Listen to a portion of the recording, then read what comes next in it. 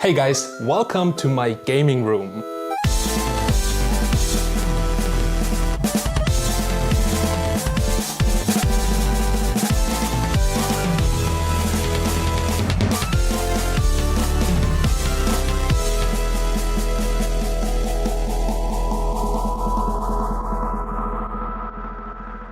Well guys, over the last year I went a little bit crazy and I started to build my dream gaming room with two gaming setups, a couch setup right over here with a projector 100-inch, an OLED TV and the Xbox Series X and the PlayStation 5. But one thing in this room was missing and I wanted to make it as simple as possible, and this is the sound. Now I didn't want to have any wires across the room because the walls were finished, I couldn't put any wires inside. So I was looking for a sound system, and I think if you're looking for a wireless sound system that also needs to sound good, you have only one option on the market, and this is SONOS. So I have here the SONOS Beam 2nd generation, then two SONOS One SL satellite speakers, but there was one thing missing, and this was a subwoofer. As I have a little bit of limited space, I was super happy when SONOS announced the SONOS Sub Mini. And today in this video we'll have a closer look how to set it up and also talk a little bit about the sound quality. So let's go. Well guys, I was very happy when SONOS introduced the Sub Mini. So the gaming room is around about 26 square meters, so it's a quite big room. In my previous living room I had a sound system from a different manufacturer, and it was wired up, it was huge, it has a huge subwoofer, and all of the time you were listening to music, the subwoofer was basically the main thing in the music, so it was always very present, very loud, and it didn't really add something to the sound. But with the SONOS Sub Mini you have something that is small, that you can place really nice into your room, which really integrates into the furniture. It doesn't matter where you place it. Now it has a new design, it's now a round shape, so cylindrical, and also it's not glossy anymore, so it has a matte finish, and this fits my room perfectly. Now SONOS recommends this product with the Beam 2nd generation or the SONOS Ray.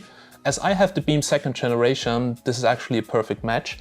I also have two SONOS One SL speakers right over here, so the satellite speakers.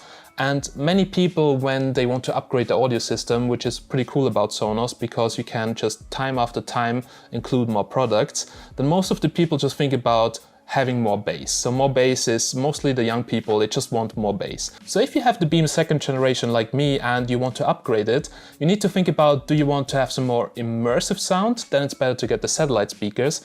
But if you want to have better sound quality out of the Beam 2nd generation with some extra bass, then the Sub Mini is a really nice addition. Because SONOS systems are really smart. Now the Beam 2nd generation will actually decrease the bass output and put it more towards to the subwoofer. So the Beam 2nd generation then can focus more on the mids and highs, and there's really a huge difference. So on other sound systems, when you add a subwoofer, you mainly just notice that it gets louder, that there is more bass, but it doesn't really improve the sound quality.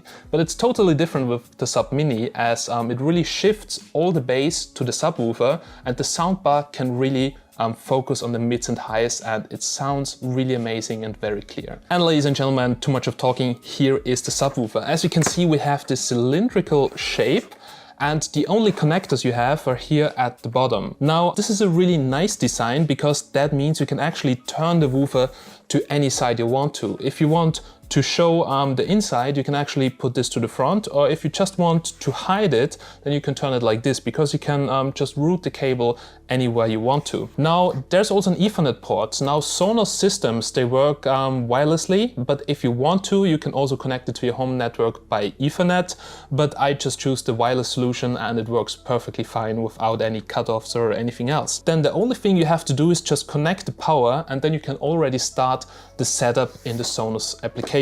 Now let's talk a little bit about the technical specifications before we talk about the setup. And if you look at the power output, then you will not really find it on the SONOS website, because SONOS is not really talking about high power outputs like most other manufacturers, because they really focus on the sound quality. And that also reflects in the design of the product. So if we have a closer look at the subwoofer, then you can see that there are two 6-inch force cancelling woofers in there.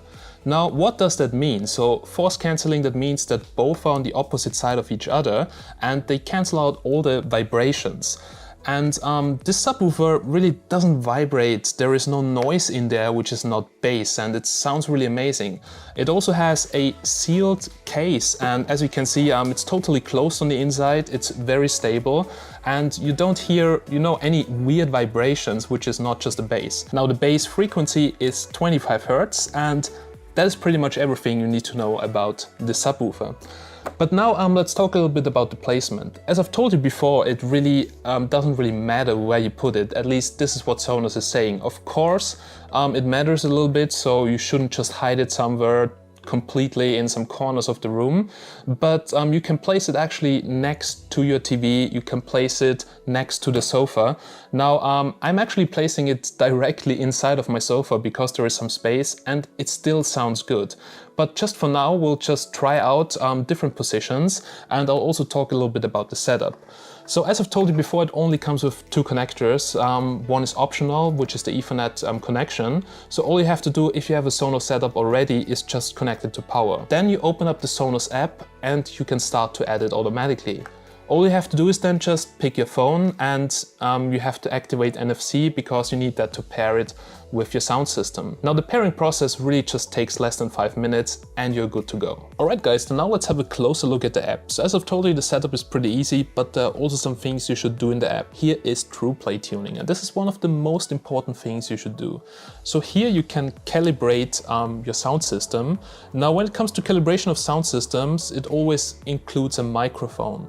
Now SONOS is using actually smartphone microphones to calibrate it, but unfortunately TruePlay right now only works on iPhones, and also not on all iPhones. For instance, on this iPhone 14 Pro Max, right now it's not working. I'm pretty sure it will be added very soon, but maybe you need to borrow your iPhone's friend to actually do the TruePlay tuning. But it's absolutely worth it because this will match the sound to your room. So this calibration works incredibly well, and you can definitely hear the difference. So don't forget to do the TruePlay tuning also after adding the SONOS Sub Mini. Then here we have the sound settings. So here of course we have the equalizer, but also there is sub audio, and here you can adjust the sub output. So it goes even to +15. Now I have a big room, so I want to keep it like at +10, which is really sufficient for my needs. There's also phase control, as you can see, so 0, 180 degrees, and you can switch the sub actually on and off with one switch.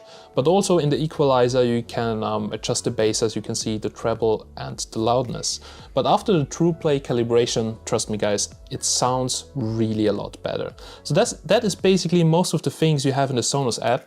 If you want to have more information on what you can do here, like you can use the Beam with Google Assistant and many other things, then make sure to check out also my video about the SONOS Beam 2nd generation. So today we're going to try out two different positions. Now the first position is inside of the couch. After that we'll place it next to the TV, and we're going to check if we actually hear some differences. So as you can see, the power cable just goes in here, and you can route the cable anywhere you want to. And even if you disconnect it to power, it will automatically reconnect to your system. So the setup is pretty easy, and I just put it in there. It's nice and hidden, and yeah. Let's check out the sound quality. There we go. Now, just a little disclaimer, we're just using the microphone I have right over here. So what you maybe hear on your screen or whatever you're watching, it really doesn't reflect what we're listening to. So we'll try to actually talk about what we're listening and give you some kind of feedback. Now, the Beam 2nd generation is connected over ARC and is connected to all of the other things like the satellites and the subwoofer wirelessly. So let's open up YouTube and yeah, let's do a little sound test. So just to hear the difference, we can now turn off the sub in the SONOS app, and I will just turn it off.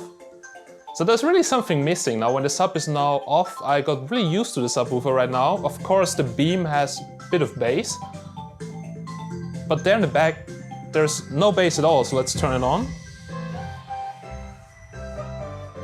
So we just found out when the subwoofer is actually placed there in the back at the sofa, well, you feel it if you're there at the sofa, but I'll now just try it to place it more in front, so to hear actually the difference. So let's go and let's just change the position of the woofer.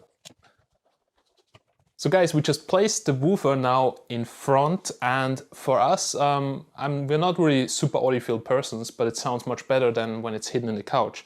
Now, if you're at the couch, you definitely feel and hear the bass, but the sound actually was much better when I started to place it somewhere there in front next to the TV or in front next to the couch than actually somewhere hidden.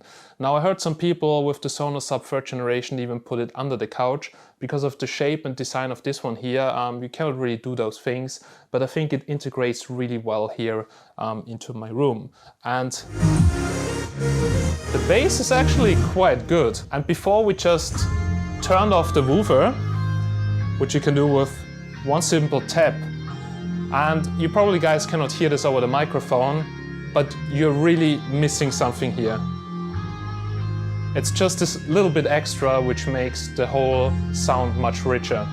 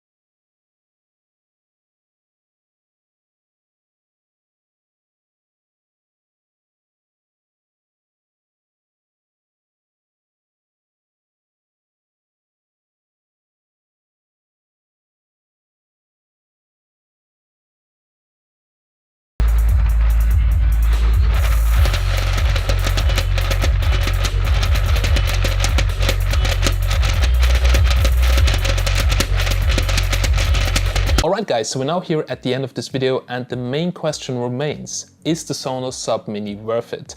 So well, 500 euros, I think that's a quite okay price tag. Now, compared to the SONOS Sub 3rd generation, which is I think around about 850 euros, it's definitely cheaper, and even for my room, which is 26 square meters, the bass is definitely enough for me.